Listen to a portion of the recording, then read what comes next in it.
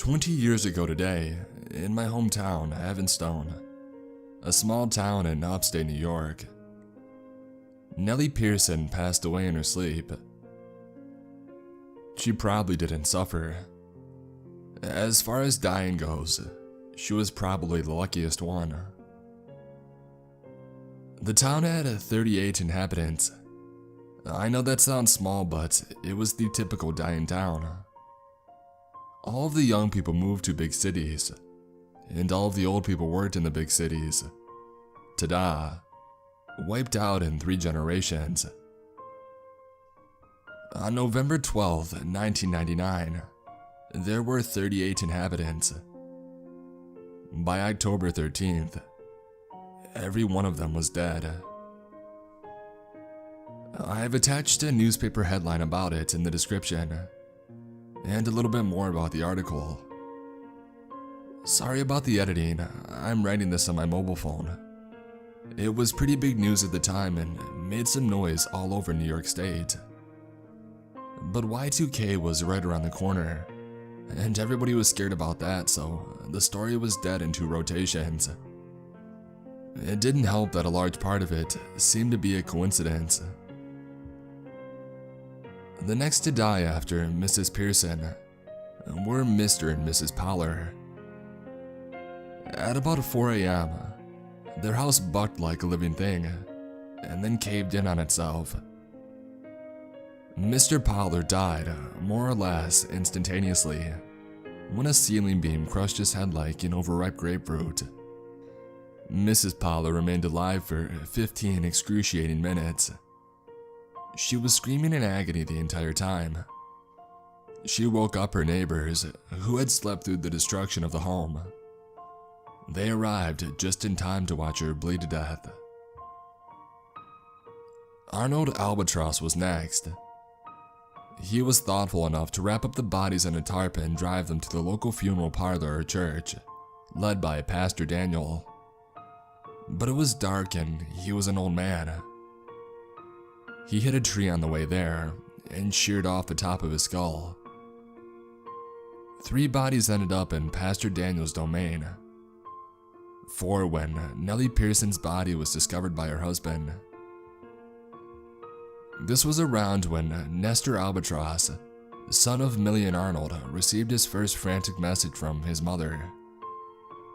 Of course, Nestor would never receive any of his messages. Nestor was dead, number 5 on the Reaper's list.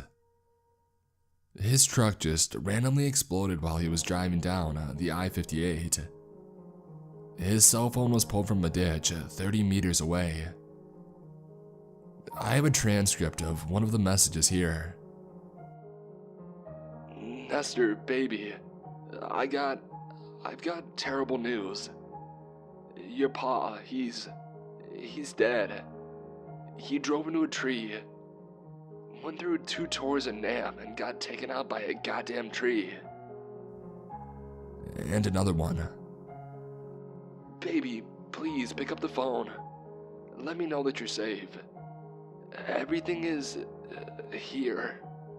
9 people are dead. 9. Poor Mrs. B-Mix got splattered all over her home. And that's when Nestor's answering machine ran out. Mrs. Albatross's last moments can be heard on her final message. Baby, don't come back. Get far, far away from this town. Something evil is haunting this place. A striga. Something from the deepest pit. Just get as far away as you can. Don't. And then a lightning strike. Mrs. Albatross's blackened corpse was identified by her teeth. She was not the only one whose dental records had to be pulled up. The weather forecast for that day did not call for rain. Nobody in the area recorded anything but a clear blue sky. I skipped over some of the dead, but I'm not enumerating every single one. Mrs. Albatross was number 14. Numbers 15 through 19 were the model family. They were a bit of a special case. You see, They were vacationing in Spain at the time, and at exactly 1548, Central European Standard Time, some rich asshole's yacht went through their little speedboat like it was paper mache. 3 of the bodies were never found. The rich asshole fired his captain, who served 3 years in a minimum security prison before being rehired by that same asshole. Number 20 was Miss Judith Sylvian. She died in childbirth in Buffalo Superior Hospital. The nurse on duty said that she'd never seen an easier birth. She basically pushed out the baby, and bam, she was dead. Number 21 was Mr. Vernon Perseus, an old man who had lived alone. By all accounts, he had no idea that his town had gone to hell in a handbasket. He was strolling down the street, taking his dog for a walk, when he suddenly burst into flames. He ran screaming down the avenue, where he bumped into Mrs. Alicia Vandehogen, herself an older woman. The sight of the shrieking, burning old man was too much for her to bear, and she suffered a heart attack and died right on the spot. All of this was witnessed by Sean Hollison, a 13-year-old boy who just happened to be looking out the window at the right time. We know this because he posted it on the internet. He was on an online forum where he had previously discussed the Matrix with his friends when he posted this. A man just caught on fire right in the middle of the street. It was messed up. I knew the guy too. A grumpy old man who used to yell at me a whole bunch. Now he's ashes. I'm not kidding. His compatriots in the forum did not believe him. They thought that he was, quote, messing with them. He wasn't. Seriously, I'm not kidding. Look for Heavensdone on the news tomorrow. I think half of us must be dead already. This nice old lady who used to give me cookies, I'm pretty sure she died right on the spot. It's messed up. I mean, we all knew that she had a heart condition, but Jesus. It's like this whole town is being deleted. Though his friends continued to doubt him, Sean posted some extremely useful status updates to the forum. At this point, his mother had forbade him from leaving the house. Ambulances and policemen were on their way from Buffalo, but they would be useless. Here is Sean's last post. Just so you know, I thought this was the Matrix at first, but now I'm pretty sure that it's not. There's something here, in this town, something alive. I don't know what it wants, but I think we're in the way. That was presumably when Sean's father came into the room and caved his head in with an axe. I don't know who posted this last message. Maybe the father. There's reason to believe that he might not have been in control of his own actions. The officer who found his body said that there were tears flowing from his eyes long after he had died. Side note, do you know how hard it is to kill yourself with an axe? It takes commitment. But Mr. Hollison did it, after slaughtering his wife and 2 kids with the same axe. They were death numbers 27 through 30. What I've told you so far is obviously secondhand. There are 3 main sources. Millie Albatross's increasingly hysterical calls to her son, Sean Hollison's insane posts on a young internet forum, and Trisha Walker's blood-soaked diary. 2 of these 3 were already dead. One seemingly was completely insane and became unreliable. Therefore, the remaining 8 victims can only be judged from the coroner's report. Mr. Andrew Pearson also killed himself. At least that's what the coroner said. He shot himself 83 times with a Heckler & Koch HK-45, that only holds 9 bullets. 8 in the magazine, 1 in the chamber. Do the math yourself. We might have an actual witness from Billy Stam, a resident of the equally small town of Wallkill, 8 miles from Heavensdone. He reported hearing someone screaming horrifically at around 4 p.m. 3 days later, Billy's body was found in the woods near Heavensdone. His body had been torn to bits by what must have been a pack of wolves. Another body was never identified. The head had been torn off and replaced with a dog's head. I don't know if this is connected, but my gut tells me that it is. 3 months later, a human head washed up in Twin Rivers. The head had been bleached, free of flesh. Maybe. Elise Starren was found in 12 pieces. Her head had been delicately placed in a sign welcoming people to Heavensdone. The rest of her was scattered around town. Her hands were making the sign of the cross. Pastor Daniel was kind of sorta never found. I said already that he ran the local funeral parlor. Well, the bodies under his care were found strewn about the church. The autopsy turned up pieces of Pastor Daniel's flesh in their stomachs. The last to die was Trisha Walker, the girl whose diary I have in my backpack. I had to go through quite a bit to get that. I had to get arrested in Buffalo, spend a night in the drunk tank, and then bribe a secretary on the way out. It was worth it. Here's a couple excerpts. At first, she wrote down the time, but after 2, it's just guesswork. 9. The Pollard family is gone.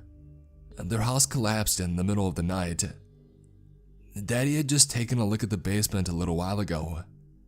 He said the house had looked just as strong as ever. It's probably just a coincidence, but that weird buzzing I've been hearing is getting louder. It sounds almost like someone whispering. 10:30. It's so very, very annoying. Why won't it leave me alone? 11:55. There's a creature inside of me, inside everyone, inside this town. It wants out. 188. Albatross is dead. Allison is dead. My mom and dad are dead. Mom kinda turned inside out. Dad had heart failure when he saw it. Or some stuff that, I don't know. I'm not a doctor. The whispering is making demands. I miss you, Mom. They're showing me things you wouldn't have wanted me to see. Quiet! Quiet! It's not whispering, it's shouting and it's getting louder. Louder, louder! They're coming and we cannot hide. They're coming for us and there must be a sacrifice and there must be a child. There must live a child. I know Trisha was the last to die because, amazingly, her death was actually witnessed by a policeman from Buffalo. In a way, the policeman was the 39th victim, because he killed himself 3 weeks later. But not before he had given his statement. The very first thing I saw was the head, right? This woman's head grinning down at me from the Welcome to Heavensdone sign. And then the girl stepped out of the house. She wasn't right, man. She barely looked human. She had no eyes and she was covered in blood and something. She was holding a spoon in her hand and a notebook in the other. I have no idea whether or not that was the spoon she had used to scoop out her eyes, man. How the hell would I know? She just turns to look at me, but not really look, not without eyes. But I'm telling you, she saw me. She cackled like some kind of creature, and she grinned. It was freaky, like the grin was wider than her actual mouth. I know that sounds crazy, but that's what I saw. And then she opened her mouth and she shrieked, "I can see the bones of the world." And then she just keeled over and died. Just like that. God, I'm gonna see that freaking face for the rest of my life. And that was it. 38 people dead. An entire town, my hometown, wiped out in one day. And so I know you might be wondering, how could it be my hometown? Didn't everybody die? Well, you might recall that I talked about Judith Sylvian, the woman who died in childbirth. That's me. I'm the child. I was born on November 12th, 1999. The same day, my whole world died. I got passed into adoption. I shuffled through homes and I did what I could to survive. But I always wondered where I had come from. My origins, you know. Bit by bit, I unraveled the story that I have just related. I drifted around collecting pieces of the story. Nestor's phone calls, Trisha Walker's diary, the policeman's testimony. I put it together. But now it's time for the last piece. As I write this, I'm on the bus to Wallkill. From there, I'm going to hike 8 miles to the abandoned town of Heavensdone. I don't know what'll happen to me there, what I'll find, and that's why I'm typing this up. I feel like more people should know about it. I'm listening to a song as I watch the woods pass by my window. Bruce Springsteen's Death to My Hometown. It sounds a bit on the nose, but it fits. The lyrics speak to me. Just as sure as the hand of God, they brought death to my hometown. I think the song's supposed to be about the death of small town America, but it burns inside of me. I need to know what happened here. What happened to every person that I should have known, to my whole life. And then the song goes. So listen up, my sonny boy. Be ready for when they come, for they'll be returning sure as the rising sun. And a shiver runs down my spine. Can it happen again? Will it? What will I find in the ruins of Heavensdone? I don't know. All I can do is listen to the rest of the song. They brought death to our hometown boys. Death to our hometown boys. Death to our hometown.